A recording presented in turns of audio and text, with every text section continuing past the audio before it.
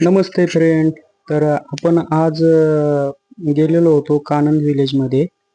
तर बघू शकताय आमचे मित्र आणि मी गणेश शेठ मरळ, जे की वंशज आहेत, जे की हिंदवी स्वराज्य ज्यांनी निर्माण केलं ते छत्रपती शिवाजी महाराज यांच्या डॅन्स टीममध्ये झुंजारराव मरळ हे देखील होते. तर त्यांचे वंशज यांच्यासोबत आम्ही आज कानंद विलेजमध्ये पोचलेलो होतो.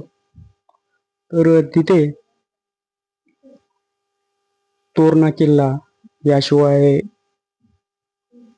एक गुंजावणे डॅम देखील पाहण्यात आला आणि जवळच कालभैरवनाथ हे एक टेम्पल तुम्हाला पाहण्यास भेटेल. तर बघू शकताय तुम्ही.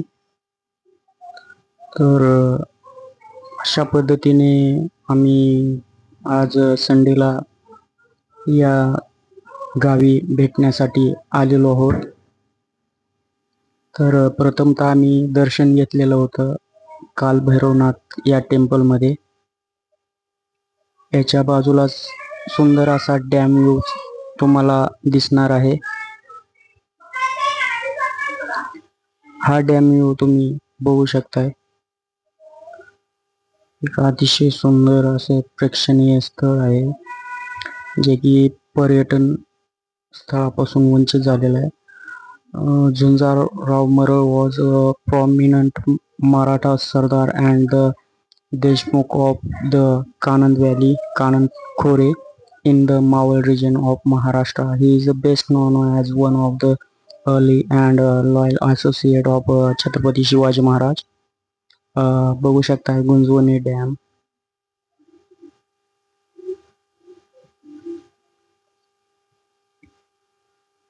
पुणे ट्रेंड्स वनचे सर्व शरद घोडके.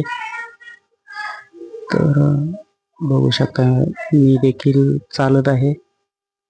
तर पुणे ट्रेंड्स हे आपलं एक पेज आहे, जे की आपण कुठलाही बिझनेस आपण प्रमोट करण्यासाठी मला तुम्ही संपर्क करू शकताय. तर आम्ही काळ भैरवनाथ या टेम्पलला आज विजिट केलेली आहे. खूप प्रसन्न वाटलं.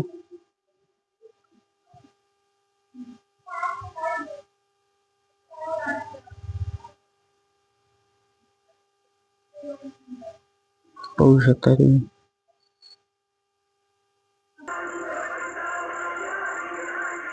याशिवाय या तोरणा किल्ल्यावर गणपतीची मूर्ती तुम्हाला पाहण्यासाठी भेटत आहे. खूप अशी सुंदर मूर्ती. आणि हा डॅम बघा, खूप असा सुंदर आहे. आणि मी पाय ठेवता क्षणीच तो बांबूचा ओंडका तुटला गेलेला आहे. खूप घाबरलो होतो. असो. या खूप सुंदर असा डॅम आहे. नक्कीच तुम्ही विजिट करा. दलदल आहे थोडी, त्यामुळे पाय वगैरे जपून टाकत जावा.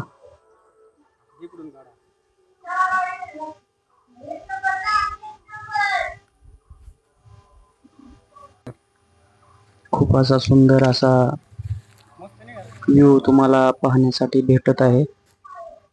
आमचे क्रॉसफिट जिमचे ओनर योगेश साळुंके हे देखील या क्षणाचा आस्वाद घेत आहेत. बघू शकताय तुम्ही मित्रांनो.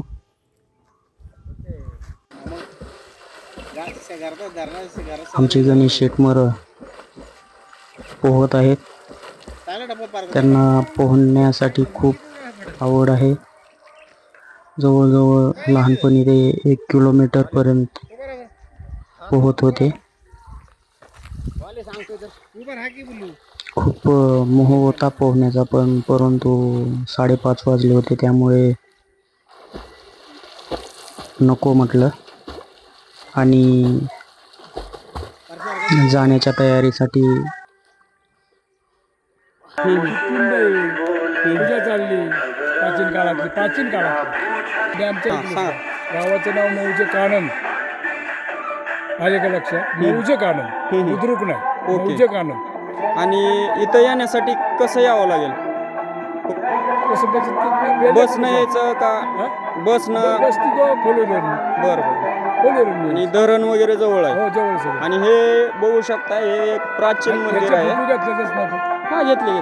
आता नंतर तुला एक सांगतो, हे पाणी खाली गेलं ना, हां हां. तर ह्या प्राचीन काळातलंच मंदिर आहे खाली.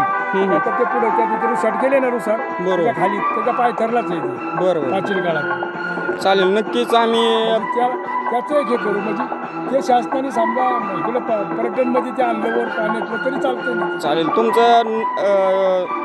तुमचा जो मेसेज आहे तो शासनापर्यंत नक्कीच आम्ही पोचवू. हां. येथील ग्रामस्थांनी मला येथील ज्या काही जुन्या मूर्त्या वगैरे आहेत त्या देखील दाखवण्यात आलेल्या आहेत. खूप अशा भग्न अवस्थेतील या मूर्त्या तुम्हाला पाहण्यासाठी या कानन गावामध्ये भेटतील. याशिवाय खूप अशा प्राचीन मूर्त्या आहेत जे की अननोन स्ट्रक्चर देखील आहेत इथे. ही ते सर्व आहे देखील ना? तुम्हाला पाहण्यासाठी भेटतील. आम्ही कानन गावातील लॉर्ड शिवाचं दर्शन घेतलेलं आहे. तर इथे देखील हनुमान आहे. या हनुमानाने बघू शकताय, खूप असं सुंदर डॅम व्ह्यू वगैरे तुम्ही बघू शकताय.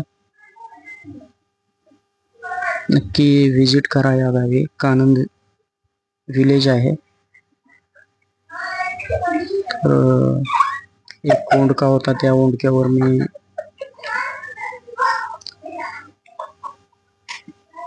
व्हिडिओ काढलेला आहे.